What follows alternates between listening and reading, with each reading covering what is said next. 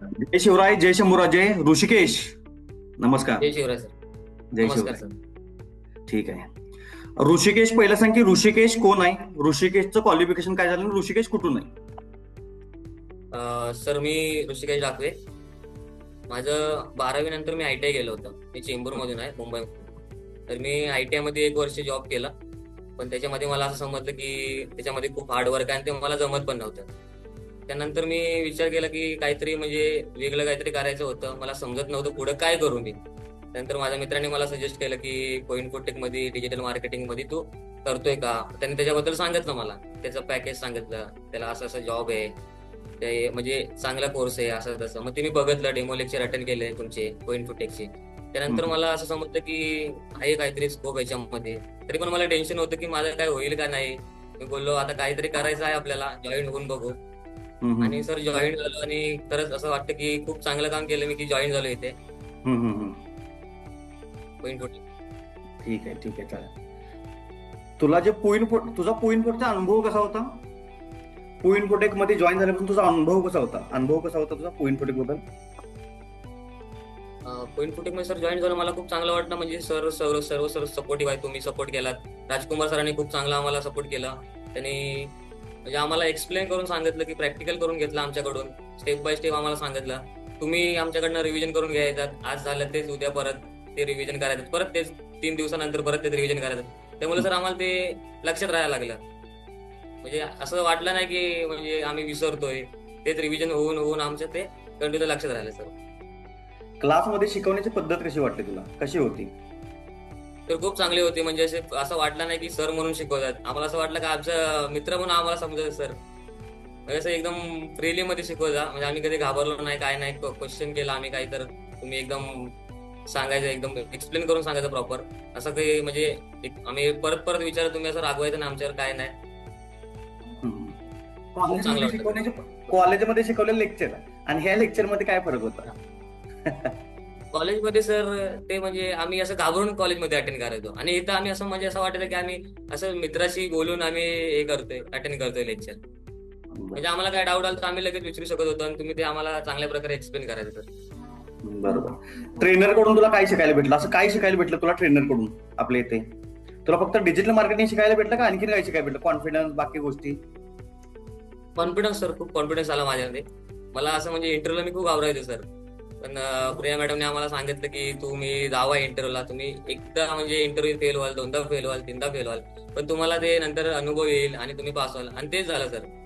मी पहिला खूप घाबरायचो इंटरव्ह्यूला, मला खूप भीती वाटायची. पण मी 2-3 वेळेला गेलो आणि नंतर मग झालं सिलेक्शन एकदम. Okay, good good good. Practical session मुळे तुला काय उपयोग झाला त्याचा? जे काय प्रॅक्टिकल सेशन. प्रॅक्टिकल तू शिकला त्याचा काय उपयोग झाला तुला तुझ्या करिअर मध्ये? हॅलो. प्रॅक्टिकल मध्ये मला सर माझ्या प्रॅक्टिस झाली. मला म्हणजे जी गोष्ट येत नव्हती ती गोष्ट पण यायला लागली सर प्रॅक्टिकल मुळे. बर. त्यामुळे खूप आणखी फायदा झाला सर मला. आता तुझा रिसेंटली कोर्स झाला कम्प्लीट आणि तू जॉबला पण लागलास, बरोबर? हो जॉबला. हो सर. आता सध्या तुझी जॉब मध्ये पोझिशन काय आहे बाबा, आता काय करतोय तू नक्की तिथे आणि कुठे लागलं जॉब? आता डिजिटल मार्केटिंग एक्झिक्युटिव्ह आहे sir. Ads executive. Ads Facebook ads, Meta ads. बरोबर. आणि आता तुझं कॉन्फिडन्स कसं आहे तिथे, किंवा हा ठीक आहे सर मला जमतंय नाही जमत? हो सर, कॉन्फिडन्स तर खूप आलाय मला आता इथे. मला इंटर्नशिप केल्यामुळे खूप कॉन्फिडन्स आलाय. आणि प्लेसमेंटचा अनुभव कसा होता तुझा? एक्सपिरियन्स कसं होतं तुझं प्लेसमेंटचं प्रोसेस? प्रोसेस सर म्हणजे मला पहिले खूप भीती वाटत होती इंटरव्ह्यू साठी. तर मी 2 ठिकाणी पहिले इंटरव्ह्यूला जाऊन आलो. तिथं म्हणजे तिथं मला थोडा कॉन्फिडन्स आला. तसं पण प्रिया मॅमने मला सांगितलं की तू एकदा घाबरशील, दोनदा घाबरशील आणि नंतर तुझा होईल. मग ते मी 2 वेळा जाऊन आलो. तर मला तिथे तिथे काय झालं नाही, पण नंतर थोडा कॉन्फिडन्स आला मला. आणि इथं गेलो आणि मी कॉन्फिडन्स मध्ये इंटरव्ह्यू दिली आणि मला कॉल आला की तुमचं सिलेक्शन झालंय. डिजिटल क्लास शिकल्यामुळे तुझ्या लाईफ मध्ये काय बदल झाला? लाईफ मध्ये खूप बदल झाला सर. काय म्हणजे पहिला मी ITI केलं. तर ITI मध्ये मला असं समजलं की म्हणजे खूप सर तिथे पळापळ खूप आणि तिथे हार्डवर्क खूप होतं. आणि इथे मला असं म्हणजे आरामाचं काम वाटतंय. म्हणजे असं प्रॅक्टिकल बिक्टिकल केलंय त्यामुळे मला हे आलंय, थोडा अनुभव कॉन्फिडन्स? आलाय. त्यामुळं मी करू शकतो आता पुढे. बर. आणि पोईन पोटेचं इन्व्हायरमेंट कसं आहे रे आपलं क्लासचं? कोइनफोटेक सर, कोइनफोटेक सांगायला गेलं तर खूप भारी आहे सर. म्हणजे असं वाटत नाही की मी सरांसोबत बोलतोय. असं वाटतं की मी मित्रासोबतच बोलतोय. सर्व आणि तुला मिळून पो इन्फोटेक मध्ये असं कोणतं वाक्य तुला आवडते जास्त, की बाबा सर मला पो इन्फोटेक मध्ये हे वाक्य खूप आठवते सारखं, असं कोणतं वाक्य आहे तुला पूर्ण क्लासमध्ये? सर तुम्ही बोलायचं ना, तुम्ही जा पुढे भेटू आपण, नंतर पुढे काय होईल ते बघू आपण, मी तुमच्या पाठीशी आहे. ते खूप सर कॉन्फिडन्स झाला आम्हाला.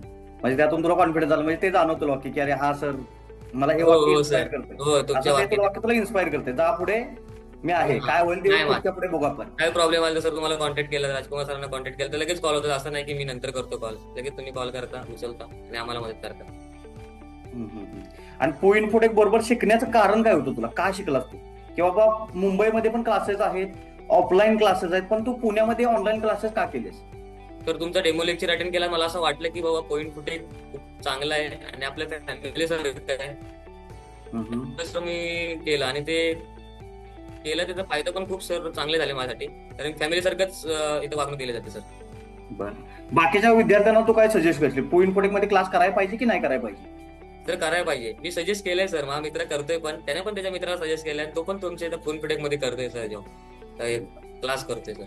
बरं, आणि आता तू ऑफलाईन आणि ऑनलाईन मध्ये काय फरक आहे, की ऑनलाईन चांगलं की ऑफलाईन चांगलं, तुला काय वाटतं? तर दोन्ही पण चांगले. तर तू 12वी नंतर ITI केलास, हो सर. तू तर नॉन टेक्निकल बॅकग्राऊंड, तू म्हणाला सर माझ्यात कधी संबंधच नाही आला, पण तरी सुद्धा तू केलंस, तू काय सजेस्ट करते, ऑफलाईन करायला पाहिजे का ऑनलाईन करायला पाहिजे? सर ऑनलाईन मध्ये म्हणजे मी जॉब करून केलंय, त्यामुळे ऑनलाईन मध्ये टाइम पण वाचतो आणि असं काही वाटतच नाही की आपण ऑनलाईन करतोय, कारण की सपोर्ट तुम्ही करताच खूप, त्यामुळे असं काय प्रॉब्लेम नाही की ऑनलाईन पण चांगलंच आहे सर.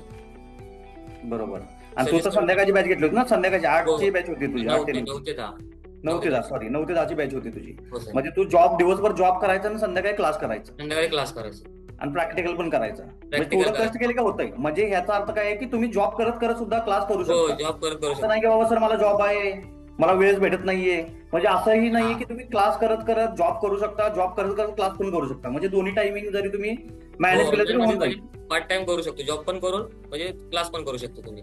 बरोबर बरोबर, आता तू बाकीच्या आता मित्रांना पण सजेस्ट तू ऑलरेडी केलंयस, म्हणतो तुझे मित्र पण केले आणि आज पुढे पण करत राहील मी, की चांगल्या कुठे मध्ये जॉईन व्हा तुम्ही, फ्युचर आहे त्याच्यामध्ये, आणि मला असं वाटतं की माझ्या बघून माझे मित्र पण येतीलच पोइनकोटेक मध्ये, मी त्यांना करेन सजेस्ट आणि ते येतीलच. ठीक आहे चालेल, धन्यवाद तुझा, तू तुझं हे सांगितल्याबद्दल धन्यवाद. चालेल, आपण भेटू आणि तुला तुझ्या पुढच्या भविष्यासाठी आमच्याकडून खूप खूप शुभेच्छा आहेत. काय वाटलं तर कनेक्ट करत राहा. हो सर, थँक्यू सर. ठीक आहे, चालेल, चल भेटू आपण, बाय बाय. Bye sir.